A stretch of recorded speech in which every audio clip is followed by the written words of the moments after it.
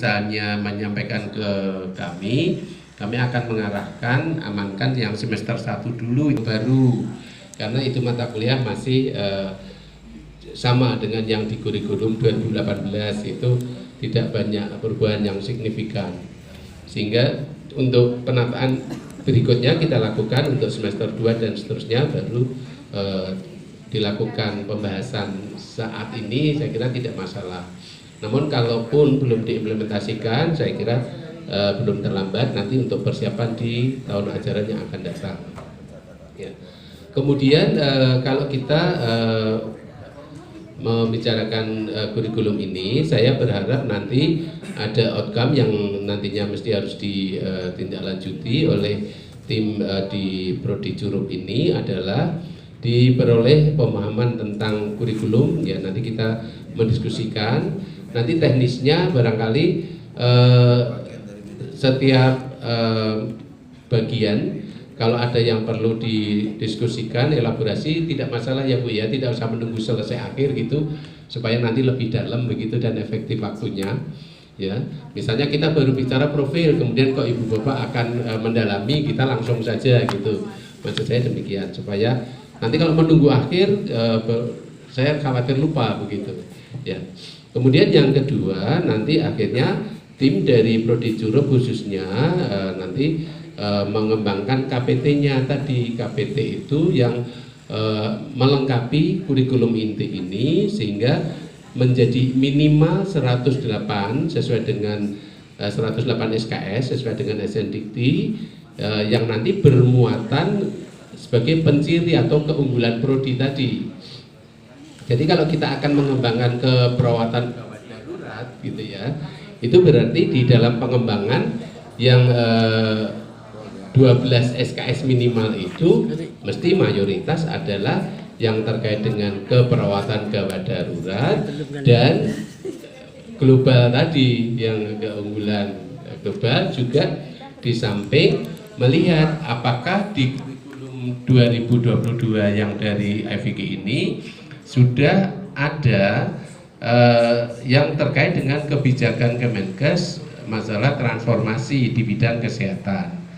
Kalau seingat saya, pencermatan saya di sejak awal itu sudah ada, hanya barangkali nanti perlu dilihat lagi gitu ya. Misalnya yang terkait dengan manajemen bencana sudah jelas ada itu. Terus kemudian yang terkait dengan masalah-masalah PTM itu juga sudah ada gitu ya. Terkait dengan stunting juga ada. Lah nanti tolong dilihat saja ya. Nanti tolong kita mengembangkan yang 12 SKS minimal itu perlu disepakati dulu nanti karena ada 2 prodi D3 yang ada di Bengkulu dan di Curup, seyogyanya sama SKS-nya dan mata kuliah pengembangannya pun juga seyogyanya sama gitu ya. Atau kalau tidak nanti mata kuliah pilihan gitu ya, sehingga nanti dipayungi mata kuliah pilihan itu akhirnya bisa ada yang berbeda antara Curup dan Bengkulu begitu. Saya mengatakan demikian kenapa? Karena nanti kan ijazahnya sama gitu ya, transkripnya dikeluarkannya sama, jangan sampai nanti apa istilahnya menjadi pertanyaan dari masyarakat, ini sama-sama dari Poltekkes Bengkulu kok warna-warni, namun tidak boleh sih gitu ya, namun asal ada dokumen tadi yang memayungi mata kuliah pilihan tadi gitu, sehingga nanti istilahnya mata kuliah pilihan namun wajib, yang di Curup apa, nanti yang di Kota Bengkulu apa, lah itu nanti bisa itu sebagai alternatifnya. Ini seperti yang kami lakukan, kami itu tersebar di 7 kampus gitu ya.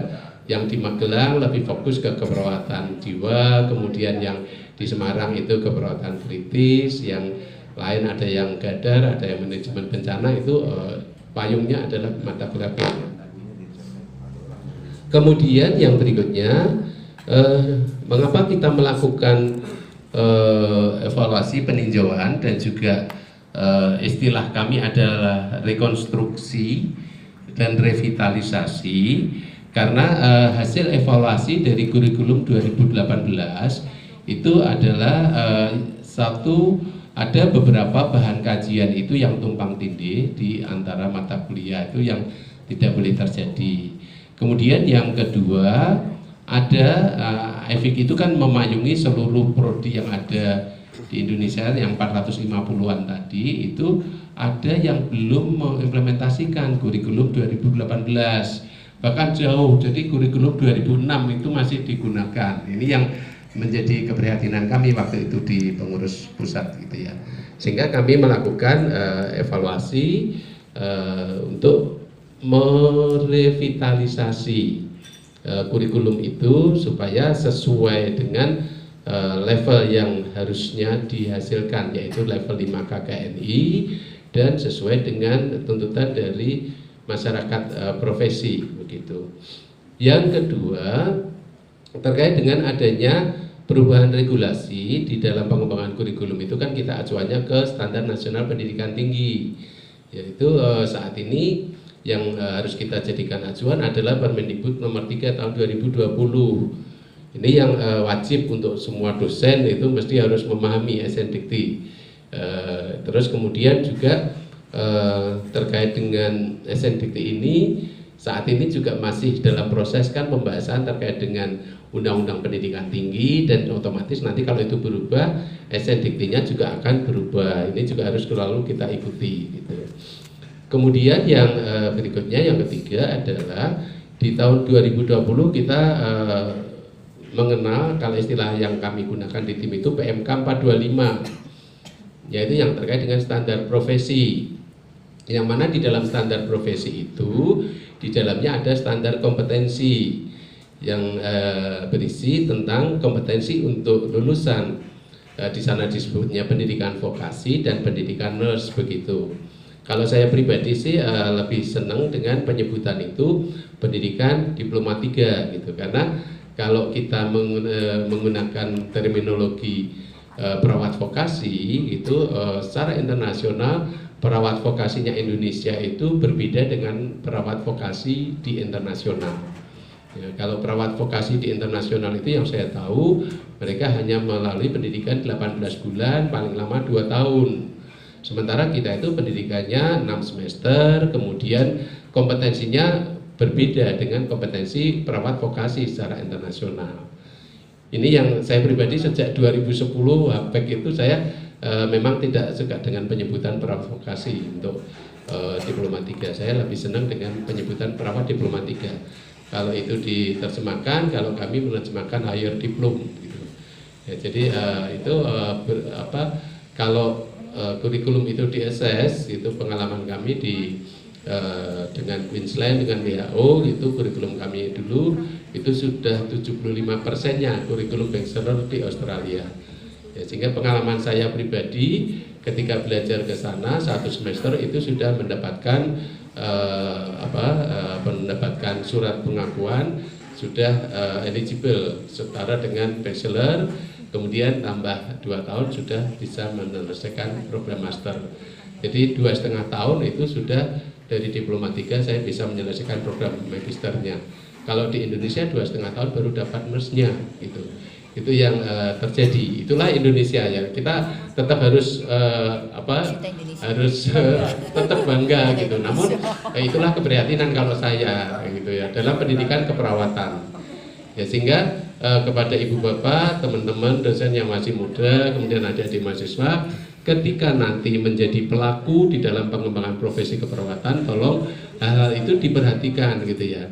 Jadi globalisasi itu jangan hanya melihat istilah saja kita global gitu, namun juga harusnya dilihat bagaimana standarisasi profesi di tingkat global gitu. Di tingkat global pendidikan keperawatan itu 4 tahun itu sudah bachelor, sudah RN. Kita 5 tahun sudah nurse gitu, namun RN-nya di mana gitu. Ini yang selalu saya pertanyakan juga. Walaupun saya, Bapak itu kan dosen, iya saya dosen, namun apalah artinya gitu ya. Dosen yang seorang diri, kalau saya sudah di forum itu, karena yang lain dengan bangga memang itu menyebutkan perawat vokasi, nurse dan sebagainya, namun kalau saya prihatin. Karena alumni saya komplain gitu kan, alumni saya yang di US lulusan diploma 3 mereka bisa aplikasi tes NCLEX sana di sana dan lulus RN gitu. Dari Diplomatika bisa dapat RN di Amerika gitu. Ini yang saya alami gitu ya. Jadi sementara kita di dalam penataan regulasinya, uji kompetensinya pun dan sebagainya, kita belum pede menyebutkan RN kan begitu. Padahal perawat terregister gitu. Kalau perawat terregister kan logikanya RN kan begitu. Ini yang menjadi PR kita semuanya. Namun kan saya sebentar lagi estafet gitu ya. Kalau saya sudah pernah tugas kan nanti ibu bapak yang meneruskan. Gitu. Saya selalu wanti-wanti kepada teman-teman dosen yang muda begitu. Kemudian berikutnya adalah pembahasan standar nasional pendidikan keperawatan. Ini tinggal menunggu penetapan karena sudah dibahas di Dikti, kemudian di profesi, yang hadir juga AIPNI dan FIG gitu. Di sana merumuskan tentang bagaimana standar pendidikan keperawatan yang ada di Indonesia. Yang itu mestinya juga menjadi bagian pekerjaan dari konsil. Konsil keperawatan itu kan menetapkan standarnya, menetapkan standar pendidikan, menetapkan sistem registrasi lisensinya kan begitu. Ini yang saat ini masih menjadi PR juga gitu. Kemudian yang berikutnya adalah di dalam kurikulum sejak 2014 yang dikembangkan waktu itu AIPDG, sekarang menjadi FIG, kemudian berkembang menjadi 2018 dan saat ini 2022, pendekatan yang dilakukan sebetulnya sudah menggunakan learning outcome atau berbasis outcome gitu ya. Hanya waktu itu ya memang kami kan masih proses belajar, saat ini pun juga selalu mendiskusikan gitu ya. Outcome based education, outcome based kurikulum. Waktu itu kan CPL-nya kita banyak sekali gitu ya. Sementara regulasi internasional kalau mau outcome based education itu ya CPL itu jangan banyak-banyak supaya mudah mengevaluasinya, mudah menilainya begitu. Ini yang atau mudah mengukurnya gitu. Akhirnya kita menegaskan peristilahan tentang outcome based education yang kita gunakan. Tidak boleh banyak itu bukan berarti dikurangi kompetensinya. Kompetensinya tetap sama, bahkan kalau bisa ditingkatkan, hanya rumusannya itu jangan banyak. Kalau kemarin kan sampai 40-an lebih begitu. Itu yang dalam pemintaannya kita akan kesulitan untuk menelusur. Ini ya, jadi kita tegaskan. Kemudian yang berikutnya adalah terkait dengan regulasi di dalam standar nasional pendidikan tinggi tadi. Saat ini kan berkembang kebijakan transformasi di bidang pendidikan, yaitu tentang Merdeka Belajar dan Kampus Merdeka.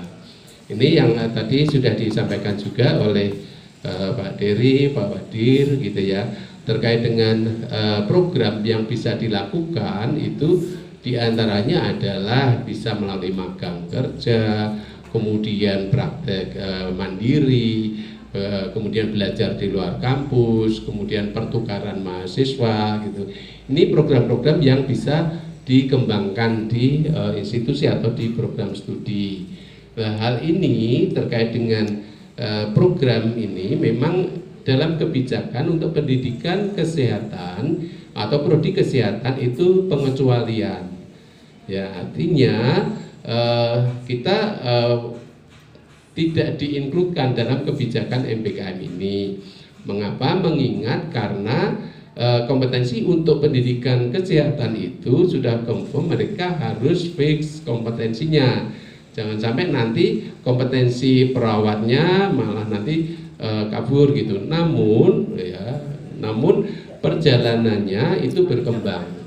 Saat ini kurikulum D3 keperawatan dan yang sarjana terapan keperawatan itu kemarin kami diminta dari Dirjen Diksi untuk dilihat apakah memungkinkan pendidikan khususnya Diplomatika keperawatan ini ikut di dalam kebijakan MBKM gitu. Nanti barangkali ada beberapa kegiatan yang memang di dalam kurikulum inti itu sudah mencerminkan kegiatan MBKM gitu. Di antaranya adalah mahasiswa kan ada yang belajar di luar prodi, misalnya praktek klinik, praktek lapangan di komunitas itu kan sudah menggunakan wahana lain gitu, non perguruan tinggi. Itu adalah bentuk dari MBKM gitu. Hanya itu kan terkait dengan kompetensi inti lah. Ini yang akhirnya kemarin ada masukan dari dari Dikti, Dikti ya, yang memberikan masukan ke tim kami, perlu adanya suatu statement dari asosiasi bahwa untuk mata kurikulum FIK ini sudah mencerminkan implementasi MBKM, yaitu pada mata kuliah berikut. Itu nanti yang baru dirumuskan oleh tim kami kelompok kerja. Nanti kalau panduan itu sudah ada, barangkali nanti kami akan siapkan ke ibu bapak semuanya. Harapannya apa sih? Harapannya adalah ya lulusan itu memiliki skill, soft skill yang baik, kemudian menjadi profesional sehingga SDM-nya akan unggul begitu. Yang intinya sebetulnya harapannya MBKM itu di luar dari kurikulum inti gitu, sehingga akan memperkaya pengalaman bagi lulusan. Seperti tadi dicontohkan Pak Wadir menyampaikan, misalnya perawat belajar IT boleh saja, namun jangan sampai yang kompetensi intinya tidak jelas. Nah ini yang kita jaga gitu ya. Jadi kompetensi intinya harus utuh, baru dia belajar yang lain gitu. Ini yang perlu disiapkan, dan di tingkat institusi kalau akan mengimplementasikan itu praktis perlu adanya kebijakan institusi.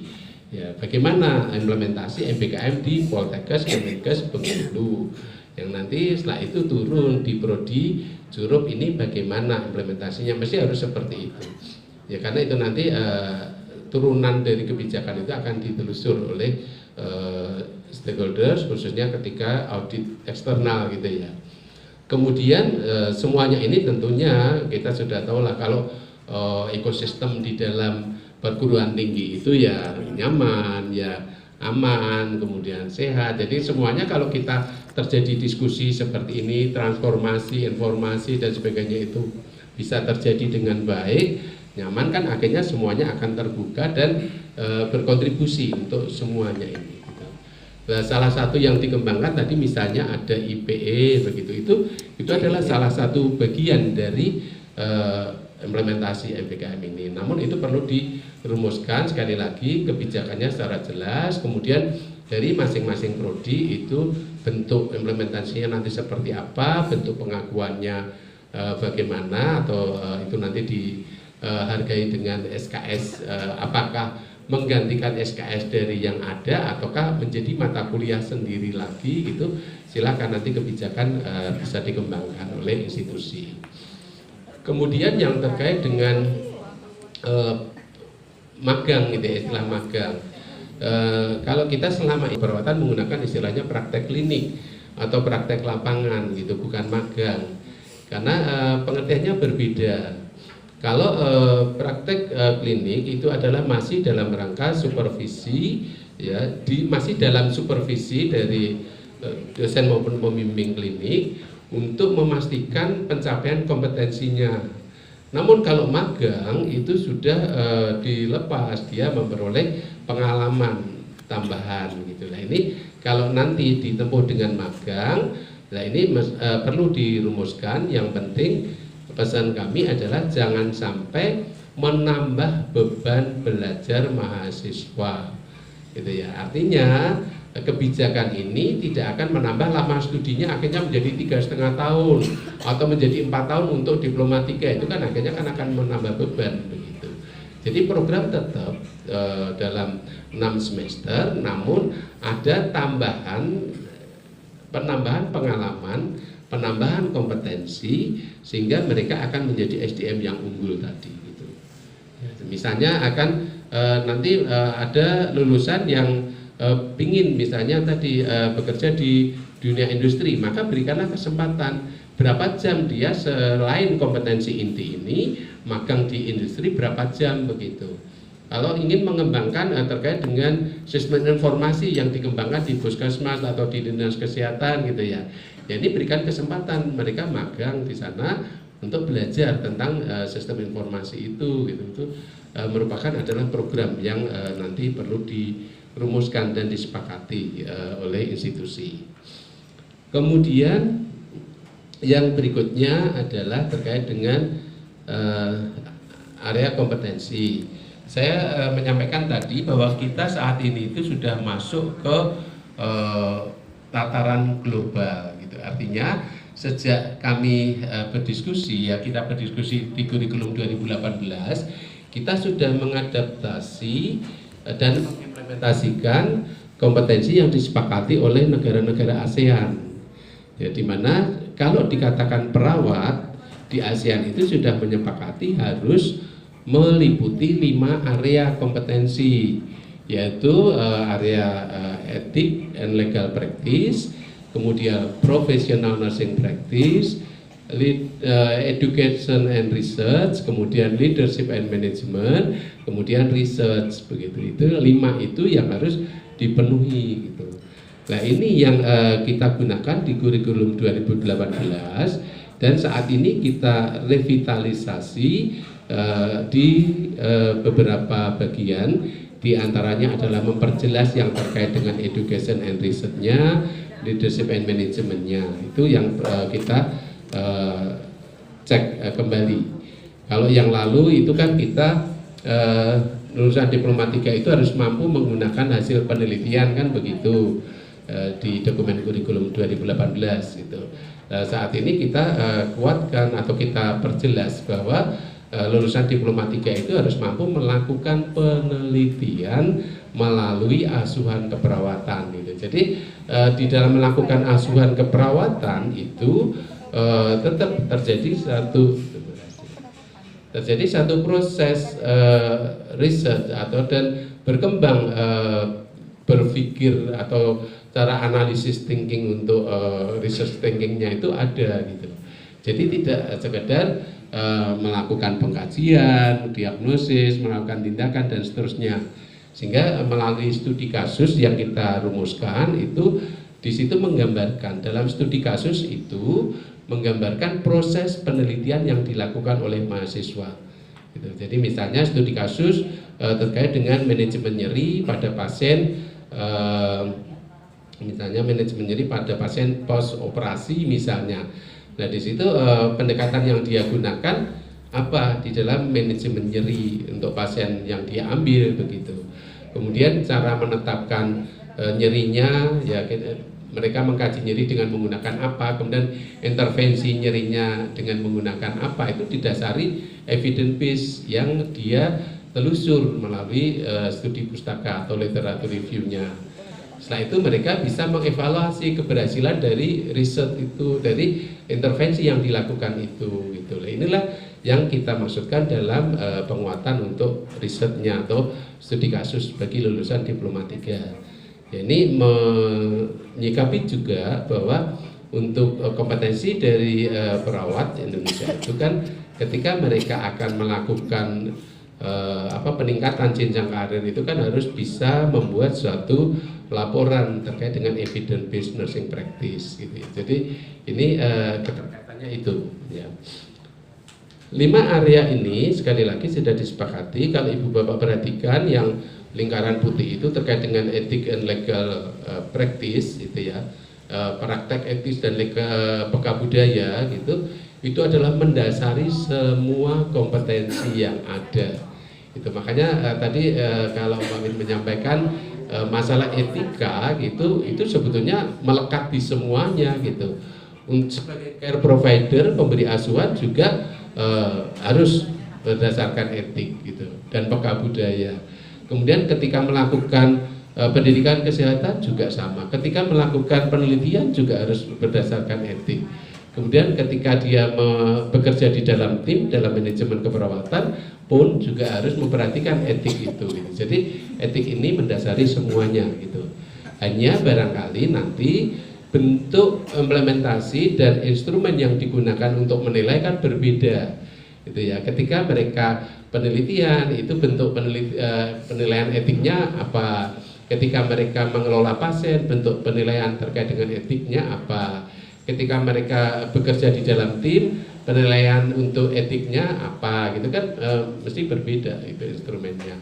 Inilah yang seringkali tidak diperhatikan oleh kita sebagai dosen itu, bagaimana ibu bapak berkontribusi untuk membentuk lulusan ini memiliki jiwa yang beretika, kemudian peka budaya gitu, tidak tergambar di dalam RPS-nya, tidak tergambar di dalam penilaiannya gitu ya, sehingga kita tidak bisa istilahnya menjamin tadi bahwa lulusan itu semuanya menyelesaikan kompetensinya. Ini terkait dengan 5 area kompetensi ini juga digunakan oleh organisasi profesi di dalam menetapkan standar profesi, karena ketika berdiskusi terkait dengan area kompetensi yang 5 ini ya, ini melalui proses harmonisasi ya di waktu itu antara BPNI, kemudian AIPNI, kemudian AIFIKI, kolegium itu menyepakati ya, bahwa perawat itu harus memiliki 5 domain kompetensi ini. Ini kalau dikatakan sebagai perawat, sehingga ini yang sekaligus juga bentuk suatu penegasan lagi bahwa lulusan diploma 3 pun itu juga tetap harus belajar terkait dengan yang namanya diagnosis keperawatan, terkait dengan perencanaan gitu ya. Jadi waktu itu kan terjadi rumor itu D3 kan tidak perlu belajar diagnosis kan begitu. Ini ibu bapak perlu melihat lagi di standar profesi 5 area itu ada semuanya ya, dari etik sampai dengan dari riset itu semuanya ada. Kalau kita bicara frameworknya adalah nursing proses, semua dari pengkajian sampai evaluasi itu semuanya ada. Terus bedanya apa dong kalau begitu antara yang D3 dengan yang nurse? Bedanya adalah kedalaman ketika nanti dalam proses pembelajaran dan juga di dalam pemberian kewenangannya, itu yang membedakan. Ya, kalau diagnosis gitu yang terkait dengan RW clearance itu semuanya sama, level 4 semuanya harus bisa mandiri semua gitu. D3 juga harus bisa sampai mandiri, yang nurse juga harus sampai mandiri karena itu terkait dengan keselamatan pasien. Namun yang terkait dengan istilahnya manipulasi ya untuk mengeluarkan benda asing begitu atau memasang endotracheal gitu, nurse pun juga tidak sampai ke level 3 dia hanya cukup mengetahui juga gitu, karena itu harus dilakukan oleh yang ahli di sini, bisa spesialis atau bisa yang tingkat level yang 8 atau 9 kalau di KKNI gitu. Kalau yang ibu bapak harus melihat di standar profesi untuk masalah kedalaman itu. Ya, sehingga nanti tadi misalnya terkait dengan kegawat daruratan itu adalah yang harus kita lihat rujukannya. Untuk yang diploma 3 mana saja yang perlu kita bisa kembangkan gitu. Terus kemudian yang terkait dengan penegasan terkait dengan outcome base gitu ya, kita di dalam mengembangkan kurikulum itu berangkat dari atributnya lulusan itu akan kita itu akan memproduksi perawat diploma 3 yang seperti apa gitu. Makanya diskusi tadi pagi kan lebih ke arah kepada keunggulan prodi gitu, karena kita akan berbicara visi prodi itu visi keilmuan, kemudian berhubungan dengan unggulan dari lulusan yang di Curup ini apa gitu. Itu yang harus kita matangkan gitu, sehingga berangkat dari lulusan dari Curup ini adalah yang unggul atau terampil dalam keperawatan gawat darurat, itu berarti mereka harus dirancang atau dibuatkan kurikulum yang seperti apa gitu. Ini yang nanti kurikulum itu berisi bagaimana supaya kita dalam proses pembelajaran itu bisa mewujudkan profil lulusan tadi. Nah, berbicara tentang profil lulusan gitu ya, nanti kita akan lebih dalam lagi gitu. Itu bukan berarti lulus itu langsung sudah terampil gitu. Lulus itu baru bisa menyelesaikan capaian pembelajaran lulusan. Baru dia sudah belajar melakukan tindakan keperawatan gawat darurat tadi secara mandiri. Gitu. Yang kita pastikan dengan laboratorium dan praktek kliniknya begitu. Namun untuk mewujudkan bahwa betul-betul terampil itu kan setelah mereka masuk ke dunia kerja.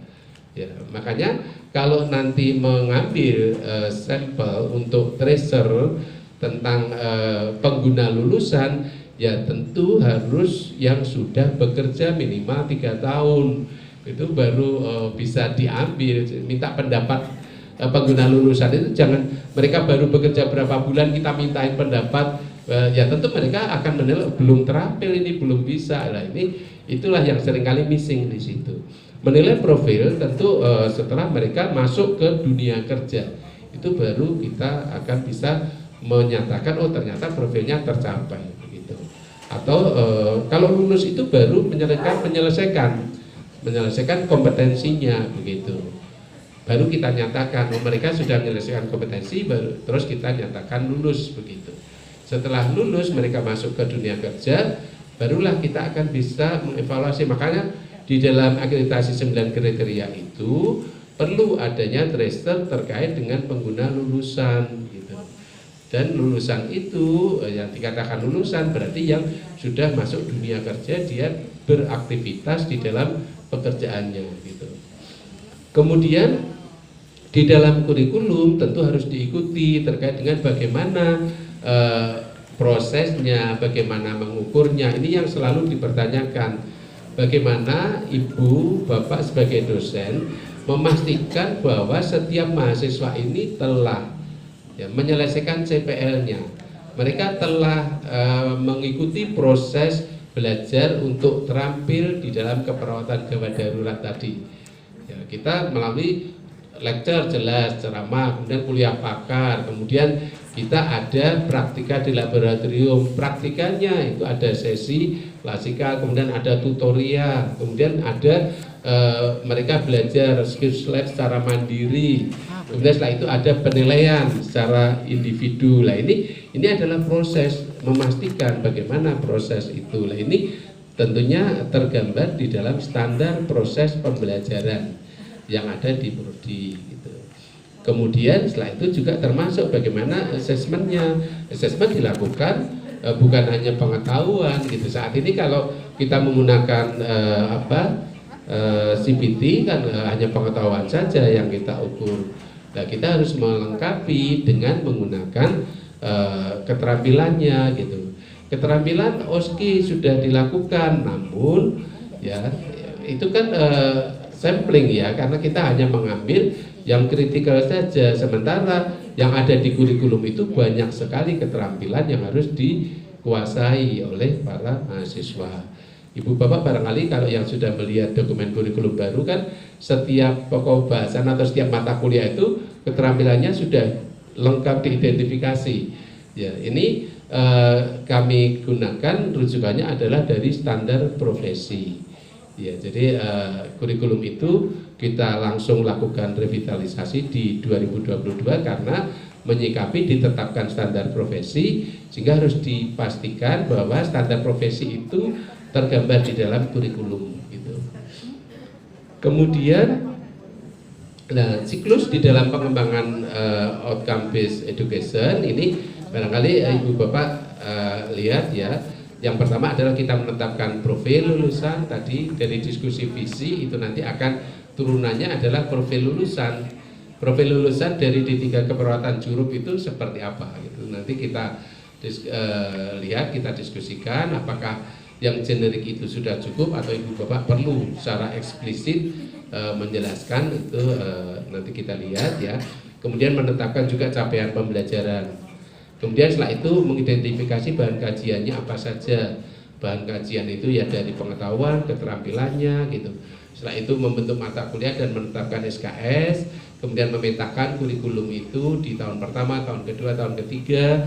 Setelah itu dilengkapi dengan prosesnya, dibuat perencanaan, RPS-nya bagaimana, bahan ajarnya, modul ajarnya, dan instrumen penilaiannya gitu.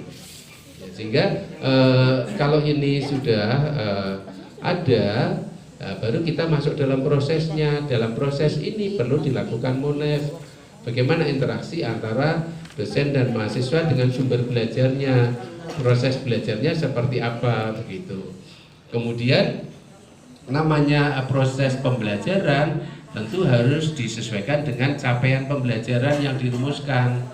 Capaian pembelajarannya adalah mahasiswa terampil, mahasiswa mampu melakukan. Praktis kan prosesnya tidak cukup hanya ceramah, diskusi, mesti harus sampai dengan tutorial dan demonstrasi atau simulasi dan praktek lapangan langsung kan begitu.